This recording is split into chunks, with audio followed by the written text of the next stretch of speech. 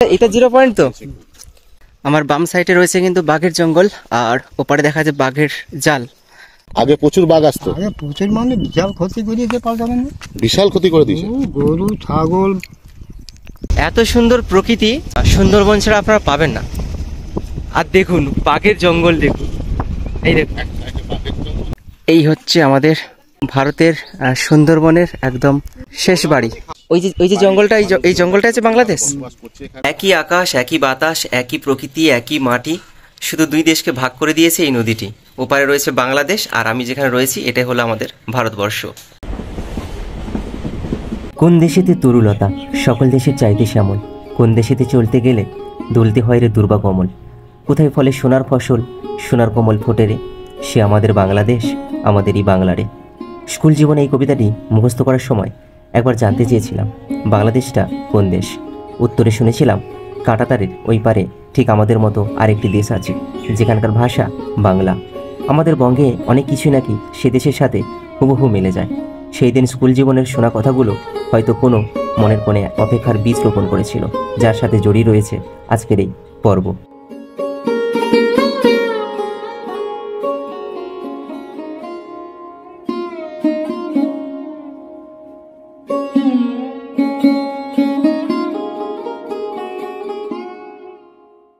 স্বাগত জানাই সুন্দরবন নতুন একটি পর্বে। আপনারা সবাই ভালো আছেন? এই মুহূর্তে আমি যেখানে রয়েছি আমাদের পশ্চিমবঙ্গের উত্তর 24 পরগনার একদম সুন্দরবনের শেষ গ্রাম বা শেষ সীমানা বলতে পারেন, যার পরে রয়েছে কিন্তু বাংলাদেশ। এক কথায় বলতে পারেন আমরা রয়েছি সুন্দরবনের 0 পয়েন্ট। তো আজকের এই পর্বতে আপনাদের দেখাতে চলেছি এই পর্বতে আপনারা আসবেন কিভাবে, সবকিছু আপনাদের তুলে ধরার চেষ্টা করব। তাই ভিডিওর সঙ্গে জুড়ে থাকুন, আশা করি আপনাদের ভালো লাগবে। এই পর্বে গল্পটি শুরু করেছিলাম আমাদের পশ্চিমবঙ্গ রাজ্যের দক্ষিণ 24 পরগনার কাছের শহর ডায়মন্ড হারবার থেকে। তাই আজকের এই পর্বের আমার গল্পের গন্তব্যস্থল হলো আমাদের পশ্চিমবঙ্গ রাজ্যের উত্তর 24 পরগনার শেষ গ্রাম শামশেরনগর, যার পরে রয়েছে কালিন্দী নদী এবং যার পরে রয়েছে বাংলাদেশ। আর এই শামশেরনগর হলো আমাদের ভারতবর্ষের 0 পয়েন্ট। সুপ্রভাত জানাই আপনাদের সবাইকে। এখন ঘড়ির কাঁটায় বাজে 3:15 মতো, আর আমি রয়েছি আমাদের ডায়মন্ড হারবার স্টেশনে ট্রেন ধরার জন্য। আর প্রথম আমরা ডায়মন্ড হারবার থেকে যাব ট্রেনে করে শিয়ালদা স্টেশন, এবং শিয়ালদা স্টেশন থেকে নর্থ সেকশনের ট্রেন ধরবো এবং তারপর যাব হাসনাবাদ, এবং হাসনাবাদ থেকে আমাদের জার্নি শুরু হবে একদম আমাদের ভারতবর্ষের শেষ সীমানা বা শেষ বাড়ি, তারপরে রয়েছে বাংলাদেশ। তো চলুন।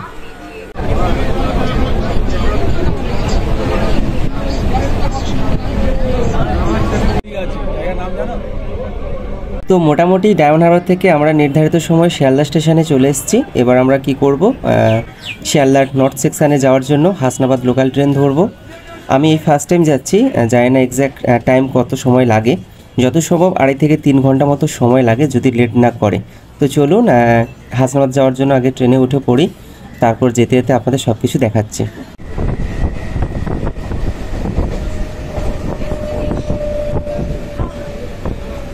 তো অবশেষে আমাদের ট্রেন কিন্তু নির্ধারিত সময় কিন্তু হাসনাবাদ স্টেশনে ঢুকছে। এবার আমাদের প্রথম কাজ এই হাসনাবাদ স্টেশন থেকে পায়ে হেঁটে আমরা বাস স্ট্যান্ডে যাব, অর্থাৎ বাজারে যাব। সেখান থেকে আমাদের অটো বা বাসে করে যেতে হবে লেবুখালীর ঘাট, এবং জনপ্রতি ভাড়া পড়বে 40 টাকা করে, আর সময় লাগবে ওই 2 থেকে 2.5 ঘন্টা মতো সময় লাগবে। চলুন এবার আমরা অটো থেকে বসি এবং আপনাদের যেতে যেতে সব কিছু বলবো। অবশেষে আমরা বাস স্ট্যান্ড থেকে আমরা অটোতে করে উঠে পড়েছি, আর অটো আমাদের ছেড়েও দিয়েছে। আর আপনারা যারা ভবিষ্যতে আসতে চান, আসলে কিন্তু এই সেতুর উপর দিয়ে আপনাদের যেতে হবে। মূলত এটাই হচ্ছে ইচ্ছেমতি নদী, আর এই সাইডে আমাদের পশ্চিমবঙ্গ পড়ে যাচ্ছে, মানে উত্তর 24 পরগনা। আর এই সাইড ধরে যদি যাওয়া হয় তাহলে বাংলাদেশ।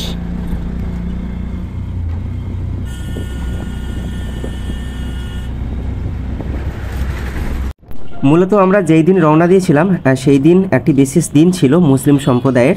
ওই দিন ছিল মুসলিম সম্প্রদায়ের বকরা ঈদ বা কুরবানি ঈদ যেটা বলে, সেই দিন ওইটাই ছিল। যার কারণে রাস্তাঘাটে একটু মুসলিম সম্প্রদায়দের যে দাদা ভাইদের একটু সমাগম একটু বেশি ছিল, যার কারণে আমাদের পৌঁছতে আরেকটু দেরি হয়ে গেছিলো। তো চলুন আমরা কাছাকাছি চলে এসেছি যে লেবুখালীর ঘাট।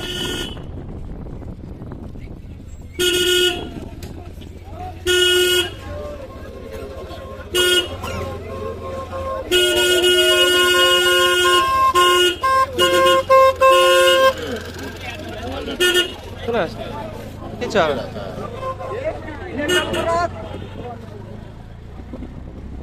মূলত এই মুহূর্তে আমরা যেখানে আছি, এই যে দেখতে পাচ্ছেন নদীটি, এই নদীটির নাম হলো সুন্দরবনের একটি অন্যতম নদী, যে নদীর নাম হলো কালিন্দী নদী। এবং আর এই পারে যে ঘাটটা, এই পারে ঘাটটার নাম হলো লেবুখালীর ঘাট, এবং ওই পারে যে ঘাটটা আছে ওই ঘাটটার নাম হচ্ছে দুলদুলির ঘাট। এটি হলো হচ্ছে লেবুখালী বাজার এবং এটি হলো লেবুখালী ঘাট। আর ওই পারে রয়েছে কিন্তু ভান্ডারখালীর খেয়াঘাট, যেটা হচ্ছে এই লেবুখালী থেকে প্রতিনিয়ত কিন্তু যাওয়া আসা করে এখানকার যাত্রীগণ। এবং এখান থেকে আবার এই আমার বাম দিকে রয়েছে কিন্তু দুলদুলির ঘাট। আর আমরা হচ্ছে যাব এই দুলদুলির ঘাটে এখান থেকে। আর দেখুন মাছ ধরছে কাকিমা। এগুলো কি মাছ ধরছেন কাকিমা? বাগদা চিংড়ির। দেখুন বাগদা চিংড়ি ধরছে। দেখুন এই যে ছোট ছোট সেই আমরা যে চিংড়ি মাছ খাই না, বাগদা চিংড়ি, সেই বাগদা চিংড়ি যে ছানা, সেই ছানাগুলো ধরে ওনারা কিন্তু এই পুকুরে ছাড়েন বা আবার বাইরে দিকে বিক্রি করেন কিন্তু। আর ওই পারেও প্রচুর জন ধরছেন।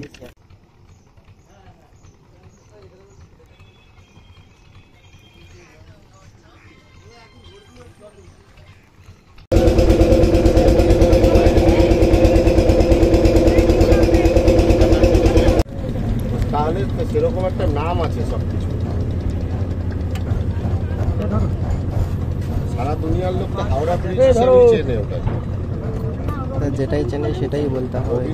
আপনারা হাসনাবাদ রেলওয়ে স্টেশনের বাইরে এসে টোটো ধরে 10 টাকা। তো ফাইনালি আমরা দুলদুলি ঘাটে নেমে পড়েছি। এবার আমাদের গাড়ির জন্য যেতে হবে এবং সেই গাড়িতে করে আমাদের একদম শেষ টার্গেট 0 পয়েন্ট। এটাই হলো দুলদুলির যে গাড়ি স্ট্যান্ড। এখান থেকে মূলত আমরা গাড়ি ধরে যাব। ওই গাড়ি যাবে? হ্যাঁ, ওইটা আগে থেকে আমার নেই। চলো আমারটা ওই সাইডে ধরবে, এখন এটা যাচ্ছে। চলো উঠে পড়ো। একদম শেষে নামবো।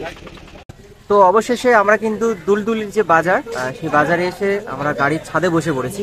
কেন আজকের ওয়েদারটা খুব মানে গরম, তাই গাড়ির ছাদে বসে পড়েছি। আর আমাদের পাশে রয়েছে জয়দা, আর এই পারে রয়েছে প্রেমদা। তো আজকের আমাদের এই দুলদুলি বাজার থেকে যে শামশেরনগর, মানে অর্থাৎ আমাদের যে 0 পয়েন্ট, আমাদের যে জার্নিটা, মোট সময় লাগবে 2 ঘন্টা সামথিং। আর জোড়াপতি ভাড়া পড়বে 50 টাকা করে। তো ভিডিওর সঙ্গে জুড়ে থাকুন, পরপর আমার রাস্তার দিকে এগোবো এবং আপনাদের ভালোভাবে দেখানোর চেষ্টা করবো। এই পথটা অপূর্ব সুন্দর, খুব সুন্দর না? অপূর্ব সুন্দর এই পথ। এর আগে আমাদের জয়দা এসছে, তো মানে ভালো বলছে। দেখা যাক। পথটা মানে দেখার মতন। মানে আপনারা ভিডিওটা এখন এই জায়গা থেকে যদি পুরোটা দেখেন, আপনারা বুঝতে পারবেন যে এই পথটা কতটা সুন্দর। মানে গ্রাম বাংলার এক একটা গ্রাম বাংলায় এক এক রকমের সৌন্দর্য। তো তবে এই জার্নিটা শামশেরনগর অবধি এত সুন্দর পথ, আপনারা না দেখলে বুঝতে পারবেন না। তো চলুন। আর খুব রোদ্দুর, এই জন্য গামছা গামছা ঘুরে নিয়ে বসে পড়েছি। আর গাড়ি আমাদের যাবে একদম এই সোজা। আর দেখুন কেমন সব বসেছে যাযাবরদের মতো।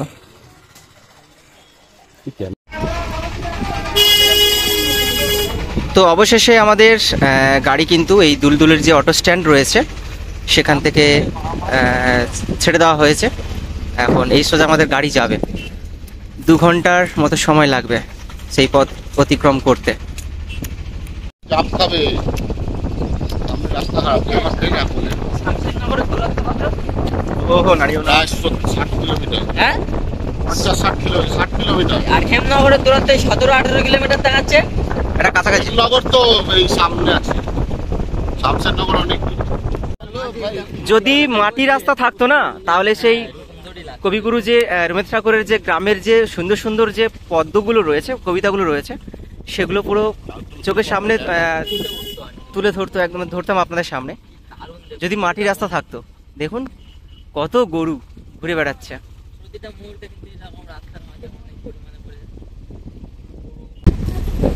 দীর্ঘ 30 মিনিট আমাদের গাড়ি চলার পর আমরা যে স্থানটাতে এখন অবস্থান করছি, সেই জায়গাটি হলো যোগেশগঞ্জ এবং সোজা চলে গেছে হেমনগর এবং বাম দিকে চলে গেছে কিন্তু শামশেরনগর। তো আমরা হচ্ছে বাম দিকের পথ নেব। আর এটা হচ্ছে যোগেশগঞ্জের রাস্তা, আর আমরা এখন এই পথ যাব শামশের নগর। চলুন। এটা হচ্ছে আর এটা হলো শামশের যোগেশগঞ্জের যে বাজার, এটাই। দীর্ঘ 45 মিনিট আমাদের গাড়ি চলার পর যে স্থানটাতে আমরা এলাম, এই স্থানটার নাম হলো কালীতলার মোড়, এবং এরই পাশে রয়েছে কিন্তু ঝিঙেখালি যে ফরেস্ট, সেই ফরেস্টের কিন্তু শুরু।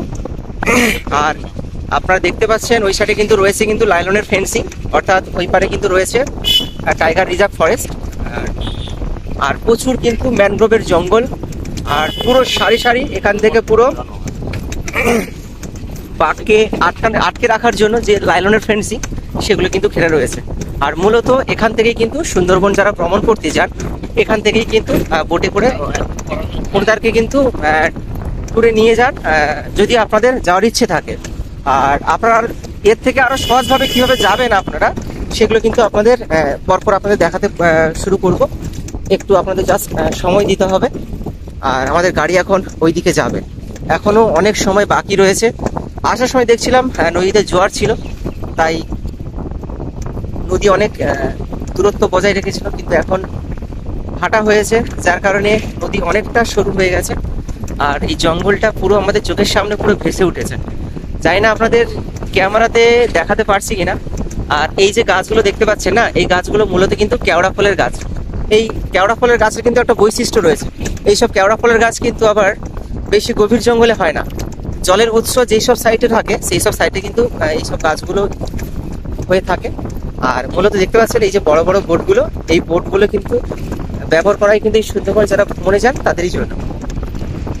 আর এখানে কাছাকাছি কিন্তু প্রচুর গেস্ট হাউস বা হোমস্টে এইসব কিন্তু রয়েছে, সেগুলো পরবর্তী আপনাদের সঙ্গে শেয়ার করব। এখন আমাদের যে মেন যে গন্তব্যস্থল, সেখানে হচ্ছে পৌঁছানোর প্রধান উদ্দেশ্য। আর দেখুন জেলে ভাইদের ছোট ছোট সব ডিঙি নৌকো। এখন 3 মাস নদীতে মাছ ধরা নিষিদ্ধ রয়েছে ফরেস্ট ডিপার্টমেন্ট থেকে, যার কারণে নৌকোগুলো সব পাড়ে রাখা রয়েছে, এবং বিভিন্ন নৌকোর যে মেরামতের কাজ সেসব চলছে।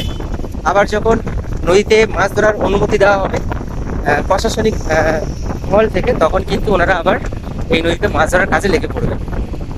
আর আপনাদের একটা কথা বলি, এই যে মানে পথ, এই পথ এখন রয়েছে কিন্তু একদম কংক্রিটের পথ।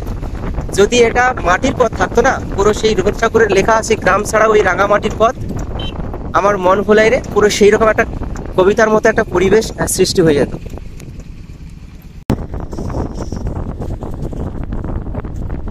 সামনে রয়েছে কিন্তু বাঘের জঙ্গল, আর চারিদিক কিন্তু পুরো বাঘকে যে আটকানোর জন্য লাইলনের যে ফেন্সিং ইউজ করা হয়, সেই সব লাইলনের ফেন্সিং কিন্তু এখানে ব্যবহার করা হয়েছে। আর একদম যে এই সাইডে রয়েছে কিন্তু লোকালিটি যে গ্রাম, আর সামনে থেকেই একদম দেখা যাচ্ছে কিন্তু বাঘের জঙ্গল। আপনাদের ক্যামেরাতে হয়তো ভালোভাবে দেখাতে পারছি না, আমরা যেখানে নামবো গাড়ি থেকে সেখান থেকে আপনাদের ভালোভাবে দেখানোর চেষ্টা করব। জাস্ট মানে কি বলবো আপনাদের, ঢিল ছোড়া দূরত্বে কিন্তু বাঘের জঙ্গল কিন্তু, আর ম্যানগ্রোভের জঙ্গল পুরো ভর্তি হয়ে রয়েছে। আর তারই মাঝখান থেকে দেখা যাচ্ছে যে হেতাল গাছের যে জঙ্গল সারি সারি হয়ে রয়েছে। মূলত এইসব জঙ্গলের ভেতরে কিন্তু উৎপেতে বসে থাকে বাঘ মামারা। দেখুন, যেহেতু একদম বাংলাদেশ বর্ডার কাছাকাছি, তাই বিএসএফ যে আমাদের জওয়ানরা রয়েছেন, ওনারা কিন্তু সব পাহারা দিচ্ছেন। আর আমরা পথে আসতে দেখেছি পুরো রাস্তায় কিন্তু বিএসএফ জওয়ান যারা রয়েছেন, আমাদের ভারতের গর্ব, আমাদের যারা সুরক্ষিত রেখেছেন, ওনারা কিন্তু সারাদিন 24 ঘন্টা ওনারা পাহারা দিয়ে থাকেন। আর আজকের দিনটা হচ্ছে মুসলিম সম্প্রদায়ের মানুষজনদের কাছে আজকের বকরা ঈদ বা অনেকে কুরবানি ঈদ বলে থাকেন, যার কারণেও এই পথে প্রচুর বিএসএফ জওয়ানদের মোতায়েন করা হয়েছে। যাই হোক, এবার আমাদের আরও এগোতে হবে, অনেক পথ বাকি রয়েছে। আরও কাছ থেকে দেখানোর চেষ্টা করব যে বাঘের জঙ্গল লোকালয় থেকে কতটা দূরত্বে রয়েছে। যত আমরা এগোচ্ছি তত কিন্তু বাঘ জঙ্গল থেকে লোকালয়ের দূরত্ব কিন্তু পরপর কাছাকাছি আসতে শুরু করেছে, অর্থাৎ নদী অনেক সরু হয়ে যাচ্ছে। দাঁড়ান, আপনাদের একটুবার দেখাচ্ছি। এই দেখুন নদী কত সরু হয়ে গেছে, এই দেখুন কত কাছে চলে এসছে বাঘের জঙ্গল। একটা জিনিস আমি ভাবছি, আমরা অন্যান্য সাইটে যে কভার করেছি বাঘের জঙ্গল, সেগুলোতে লাইলনের ফেন্সিং অনেক মানে উঁচু, কিন্তু অনেকটা হাইট করা থাকে। এখানে চালের যে উচ্চতা অনেকটা কম। আর এখানে রয়েছে কিন্তু বনবী মায়ের মন্দির। এই কয়েক দিন আগে বা কয়েক মাস আগে মায়ের পুজোর অর্চনা শেষ হয়েছে। এই দেখুন, পুরো আমরা এখন এই বাঘের জঙ্গলের ধারে ধারে গিয়ে আমরা যাব। দাঁড়ান, আপনাদের দেখাচ্ছি বাঘের জঙ্গল। আমরা যে গাড়ির উপরে বসে রয়েছি এখান থেকে একদম কাছে, আর তার প্রমাণ এই দেখুন, বাঘের জাল দিয়ে পুরো ঘেরা রয়েছে, লাইলনের যে ফেন্সিং। আর এই যে জঙ্গলটাতে কি বড় বড় কেওড়া গাছ দেখুন, আর অন্যান্য কোনো গাছ নেই।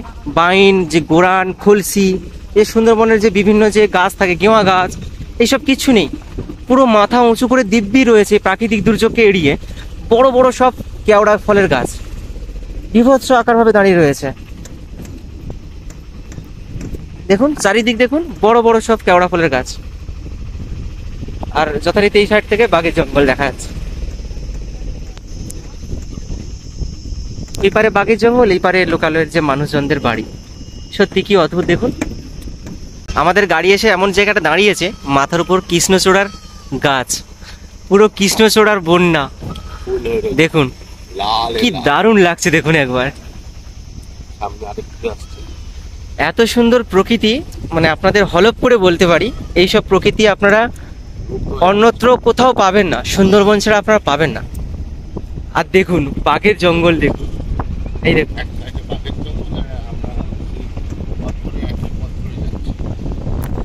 কি দারুণ লাগছে।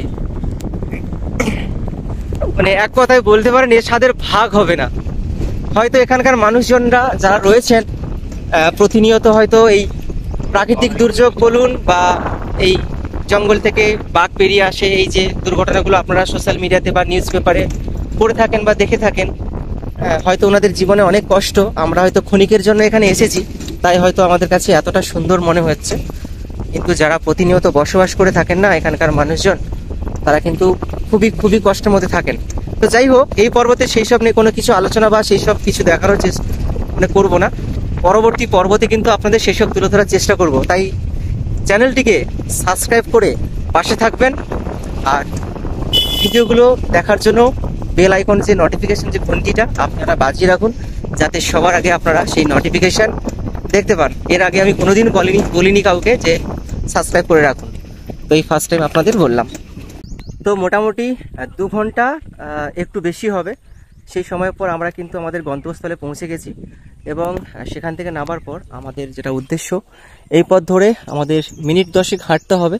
হাঁটলে কিন্তু আমরা পৌঁছে যাব একদম কিন্তু সুন্দরবনের 0 পয়েন্ট। তারপরে রয়েছে কিন্তু বাংলাদেশ। আর দেখুন আপনাদের একটা জিনিস দেখাই, এই দেখুন বাঘের জঙ্গল। দেখুন এইটা হচ্ছে এখানকার মানুষজনদের হাঁটা চলার যে পথ, সেই পথ। আর একদম দেখুন বাঘের জঙ্গল রয়েছে কিন্তু জাল দিয়ে ঘেরা, মানে একদম ঢিল ছোড়ার দূরত্বে রয়েছে কিন্তু বাঘের জঙ্গল। তাহলে ভেবে দেখুন এখানকার মানুষজনরা কিভাবে থাকেন এবং দৈনন্দিন যেসব প্রাকৃতিক দুর্যোগ বলুন বা বাঘের সঙ্গে লড়াই, এরকম বিভিন্ন কারণ নিয়ে ওনারা কিভাবে থাকেন, সেগুলো হচ্ছে আপনাদের পরবর্তী পর্বতে দেখানোর চেষ্টা করব। এই দেখুন এই একটা বাড়ি, একদম ছোট্ট কুঁড়ে বাড়ি, উপরে অ্যাসবেস্টার চাপানো রয়েছে, তো কাউকে দেখতে পাচ্ছি না। আর দেখুন পাশে একদম বাঘের জঙ্গল। চলুন, এখানে নিশ্চয়ই বাঘের ডাক শোনা যায়, আমার মন বলছে। আমরা যত কিন্তু পরপর বর্ডার এলাকার দিকে আমরা এগোচ্ছি, পরপর কিন্তু পুরো পরিবেশটাই চেঞ্জ হয়ে যাচ্ছে। রাস্তা সাইডে সারি সারি রয়েছে ল্যাম্পপোস্ট, রাত্রে এই আলোগুলো জ্বলে। আর এখানকার বাসিন্দারা যেটা বলছেন, রাত 9টার পর এই রাস্তায় কাউকে হাঁটাচলা করতে দেওয়া হয় না। একমাত্র এমার্জেন্সি কোনো কিছু সমস্যা হলে একমাত্র তিনাদেরকে অ্যালাউ করা হয়, না হলে রাত 9টার পর এই রাস্তায় সাধারণ মানুষদের চলাফেরা নিষিদ্ধ করে দেওয়া হয়। কেননা বিএসএফ আধিকারিক কর্মী যারা রয়েছেন, আমাদের দেশের সৈনিকরা, তো ওনারা এই রাস্তায় কিন্তু পাহারা দেন। এবং তাছাড়া এই দেখুন ল্যাম্পপোস্ট সারি সারি হয়ে রয়েছে, রাত্রে সব আলো জ্বালানো থাকে। আর এই সাইডে রয়েছে বাঘের জঙ্গল। দেখুন এই যে সামনে যে বড় একটি নদী দেখতে পাচ্ছেন না, এই নদীটির নাম হলো কালিন্দী নদী। আপনারা সবাই জানেন কালিন্দী নদী এবং রায়মঙ্গল নদী আমাদের ভারত এবং বাংলাদেশকে বিভক্ত করেছে। সেই যে কালিন্দী নদী, এই সেই নদী।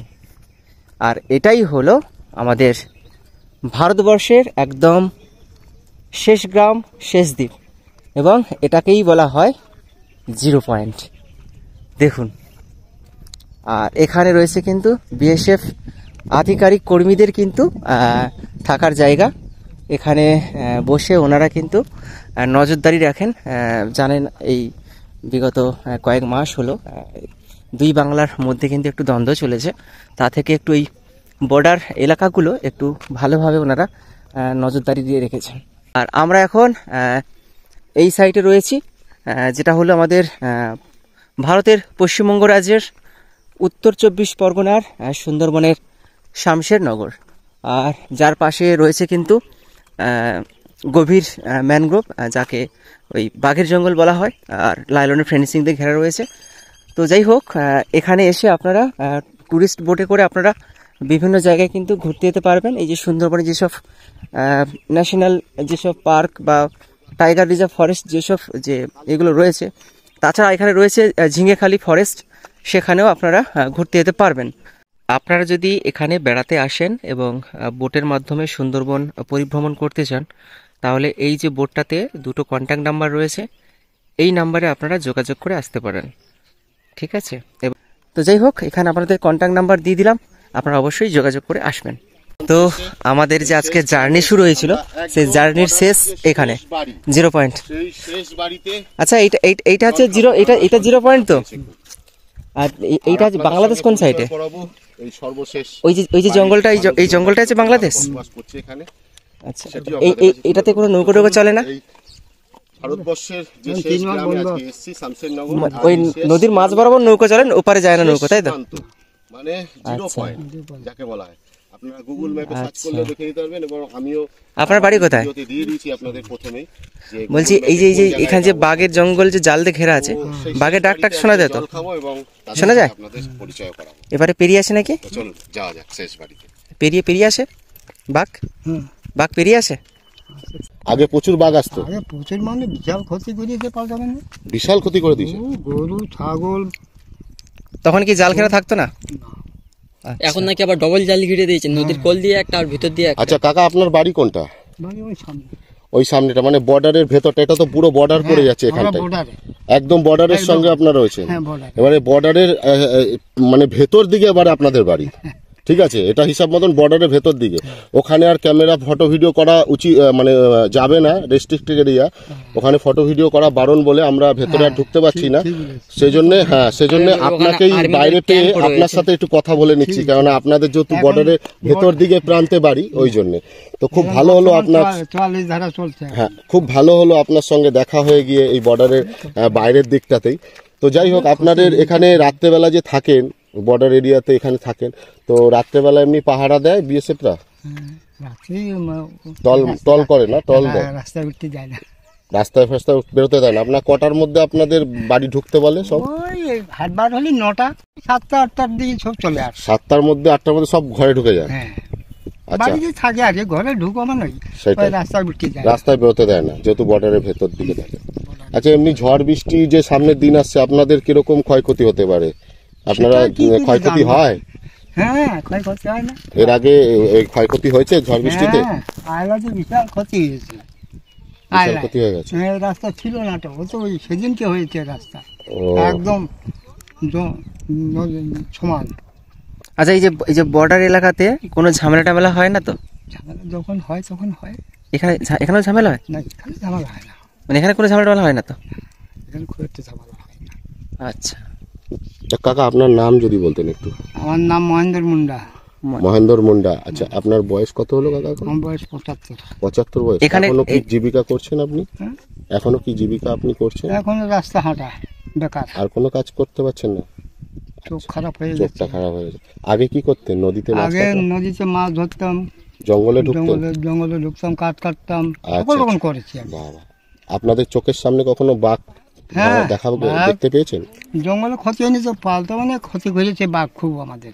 মানে এমনি জঙ্গল বাঘের মুখোমুখি আপনি হয়েছে? হ্যাঁ হ্যাঁ, লড়াই হয়েছে লড়াই হয়েছে? বাঘের সাথে, হ্যাঁ? বাঘের সাথে। বাপ রে বাপ। কি ওটা কি কি মানে জঙ্গলের কি মধ্যেই? কি করে জঙ্গলের মধ্যেই না ধারে জঙ্গলের সাইডে? মধ্যে। কি করে হয়েছে একটু বলুন দেখি এত সামনাসামনি পড়ে গেলি লড়াই হয়, যারে বলে।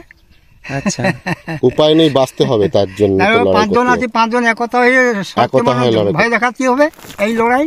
ও আপনাদের সঙ্গে কি বাঁশ ঠাস নিয়ে যান নাকি মোটা মোটা কোনো লাঠি ফাটি হ্যাঁ, কিছু লাঠি নিয়ে- ফাটি, হ্যাঁ, লাঠি। মোটা কিছু নিয়ে যান নাকি? বাঁশের ব্যাপার নেই আমাদের এখানে, সুন্দরবন আছে যেমন, লাঠি। লাঠি নিয়ে যান? ওরে বাবা, আমাদের পাল্টা মানে বেশি ক্ষতি হয়েছে, মানুষ 4-5 জন মিলে থাকলে তাও বাঁচা যায় ও অনেক। বাবা, তাও মানায় তাও না, রক্ষা করে খুব না। ভবিষ্যৎ রক্ষা। বিশাল শক্তি। আমাদের কি দিন গেছে বলি, আপনার অবাক হয়ে যাবেন। একটু বলুন এই বলুন। একটু পরে কটা বাজে এখন? 3টে বেজে গেছে। হ্যাঁ, 3টে বন্দি ঘরে ঢুকতে হবে। না হলে কি হতো? বাঘের বাঘের উৎপাত।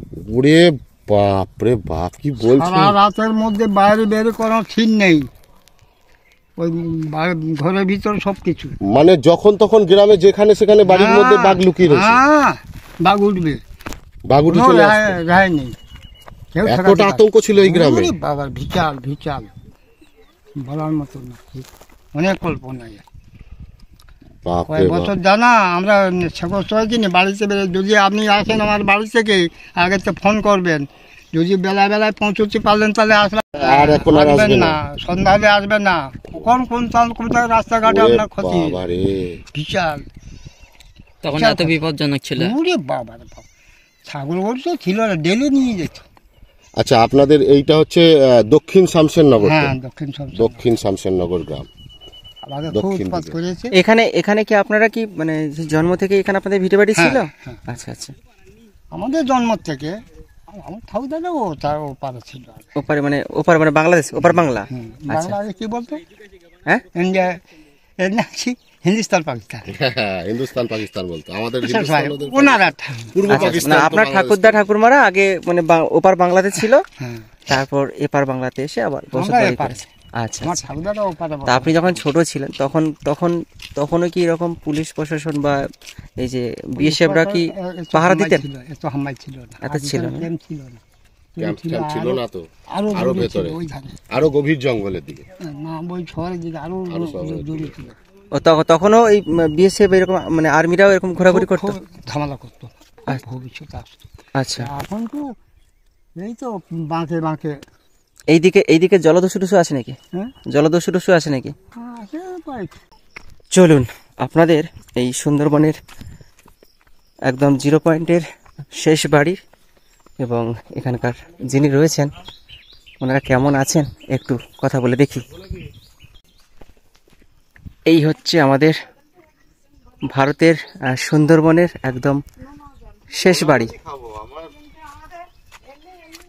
বাংলাদেশ ওই ওটা দিকে? বাংলাদেশের জঙ্গল ওইটা। ওটা বাংলাদেশের হ্যাঁ, জঙ্গল। ওইটা বাংলাদেশের জঙ্গল, মানে ওই জঙ্গলটার নাম হলো গলাখালি। এইটা হলো কালিন্দী, আর এইটা যেটা আমরা বসবাস করছি এইটা হলো কুয়েখালি বাদা। কুয়েখালি বাদা। কুয়েখালি, আর এরা নাম দিয়েছে কুয়েখালি ঝিঙেখালি জঙ্গল, ফরেস্ট। আর ওইদিকে হচ্ছে কি ঝিঙেখালি ফরেস্ট। ঝিঙেখালি ফরেস্ট। আর এই যে নদীটা, এই যে জঙ্গলটা খেয়ে যে হুম, ওপারটা হুম। রায়মঙ্গল। রায়মঙ্গল। হ্যাঁ। রায়মঙ্গল। রায়মঙ্গলে ওই পাটটা জঙ্গল আছে, ওই জঙ্গলটা গভীর জঙ্গল বলে। ওইটা হচ্ছে মরিচঝাপির জঙ্গল, হ্যাঁ, মরিচঝাপি। তাই তো? তার পাশেই কুমিরমারি দ্বীপ। মরিচঝাপিটা তো এই সাইডে, আচ্ছা, আচ্ছা। ওই বাগনা কাছাকাছি। হ্যাঁ, হ্যাঁ, হ্যাঁ। কুমিরমারি বাগনা, হ্যাঁ। ওই এই পাটটা বাগনা আর ওই পাটটা মরিচঝাপি। আচ্ছা। আর তার ওই হচ্ছে কি রায়মঙ্গল, এই সাইডটা এসে মানে ওইটা হচ্ছে কি রায়মঙ্গল, ওই নদীটা এইভাবে চলে গেছে। আচ্ছা। মানে ওইদিকে যতদূর ওইদিকে রায়মঙ্গল পার হয়ে হ্যাঁ, ওই পাটটা মোটামুটি গভীর জঙ্গল, পুরো গভীর জঙ্গল। পুরো গভীর জঙ্গল। এই পারে এই নদী, এই পাটটা তো সবসময় লোক যাতায়াত করে, হ্যাঁ। কিন্তু ওই জায়গাটা একটু খুব কমই যায়। খুব কম যায়। মানে ওদিকে বাঘের আড্ডা বেশি, তারপর কামড় কুমিরের আড্ডা বেশি। আচ্ছা, আচ্ছা। অনেক সময় দেখা যাচ্ছে মানে জঙ্গলে দেখা যাচ্ছে বিএসএফরা থাকে, ফরেস্টার থাকে, ওনারা যদি বিপাশি দেখে তখন হয়তো বলে যে তোমরা এত দূরে কেন এসেছো, কি বিপদ, তোমরা চলে যাও বাড়ি, হ্যাঁ, এপারে এসো না, এপারে আসার নিষেধ আছে। আচ্ছা, আচ্ছা। ওনারা আবার বলে দেয়। আচ্ছা। আবার দেখা যাচ্ছে অনেক সময় দেখা যাচ্ছে আমাদের এখানকার মানুষ মধু সংগ্রহ করতে যায়, হুম। দেখা যাচ্ছে ডাকাতিয়া জঙ্গলে কত ডাকাত ফাকাত আছে, হ্যাঁ, হ্যাঁ, তারা দেখা যাচ্ছে অনেক নৌকা পাটিদের ছিনতাই করে নেয়, আচ্ছা মানুষের খাবার টাবার যা কিছু ও জলদস্যুও আসে। হ্যাঁ সব খাবার টাবার নিয়ে যায়, তাদের নিয়ে নেয় ছিনতাই করে। ওরে বাবা। এইবার তার জন্যই ফরেস্টার বিএসএফ ওরা তখন যদিও একটু শোনে টুকটাক, হুম। তখন ওরা সতর্ক হয়ে যায়, তখন ওনারাই খোঁজে চলে যায়। আচ্ছা হ্যাঁ, আচ্ছা মানে আমাদের বাঁচাবার জন্য, আচ্ছা আচ্ছা, হ্যাঁ সে তো অবশ্যই। আমাদের বাঁচাবার জন্য হুম, হুম, ফরেস্টার সেটাই। বিএসএফ তখন ওরা যদি কোনো রকমের কোনো নৌকায় যদি একটা নৌকায় যদি কোনো রকম যদি ছিনতাই হয়েছে, হুম। তখন এদের সংবাদ দেওয়া হয়, হ্যাঁ। তখন এরা সতর্ক মানে খোঁজে বেরিয়ে যায়, মানে আচ্ছা, আচ্ছা। কে কোথায় থাকলে হয়তো নৌকা তো গুনে পাঠায়, মানে মধু সংগ্রহ হ্যাঁ। করতে যায় যখন একদম তখন হিসাব করে। হিসাব করে নৌকা পাঠাবে, আবার হিসাব করে নৌকা করে তুলে নৌকা নেবে, ফেরত নেবে, ওদের তো সরকারি নিয়ম। অবশ্যই। 5টা নৌকা যদি পাঠায়, সেই 5টা নৌকায় কটা লোক দিল কি বৃত্তান্ত সব গুনে আধার পাঠাবে, কার্ড, হ্যাঁ। আবার গুনে সে তো আবার বলে। লোক তুলে নেবে। আচ্ছা, এই বিএসএফরা আপনাদের খুব মানে উপকার করে, মানে যখন তখন খুব হেল্প করেন আর কি, মানে হেল্প করে তো এই যে মানে আপনাদের কথা রাখে অনেক হ্যাঁ, সময় আর কি। অনেক সময় হ্যাঁ কথা রাখে। এইবার দেখা যাচ্ছে এখন ধরো আপাতত বন্ধ আছে, হ্যাঁ। জঙ্গলে এখন যাওয়া নিষেধ একদম হুম, পুরো। হুম, হুম। হয়তো আমি বললাম যে দেখুন পাড়ের দিকে আর কি। স্যার, আমি এই পাশাপাশি একটু নৌকাটা নিয়ে একটু যাচ্ছি, আমার একটু দরকার, তা আমরা থাকাকালীন আমি যাব, আবার থাকাকালীন আমার চলে আসছি। আচ্ছা আচ্ছা, হুম, তা বলে যাও, হয়তো দেখা যাচ্ছে এখন দুটো কেওয়া হচ্ছে, সেটাই। কেওয়া যখন হবে তখন হয়তো দুটো কেওয়া টক ফল খাওয়ার জন্য হয়তো দেখা যাচ্ছে ইচ্ছা হলো যে দুটো টক ফল নিয়ে আসবো। ও কেওড়া ফল খাওয়া যায়? হ্যাঁ, খাওয়া হুম, আমরা মানে কেমন খেতে? ও ওই টেস্ট জলপাইয়ের মতন সেদ্ধ তাই? করতে হয়, ও। সেদ্ধ করতে হয়, টক করে চাটনি কোনোদিন করতে হয়। খাইনি আজ পর্যন্ত। হ্যাঁ, এই এখন তো হয়নি স্যার। আচ্ছা। এই দেখুন এই তো আমাদের এই একটা কেওয়া গাছেই ও, আচ্ছা, ওই সবে ওই একটা দুটো হয়েছে, তা এখনো খাওয়া মতো খুব সুন্দর লাগে টক, মেয়েরা প্রচুর খায় এগুলো। হুম।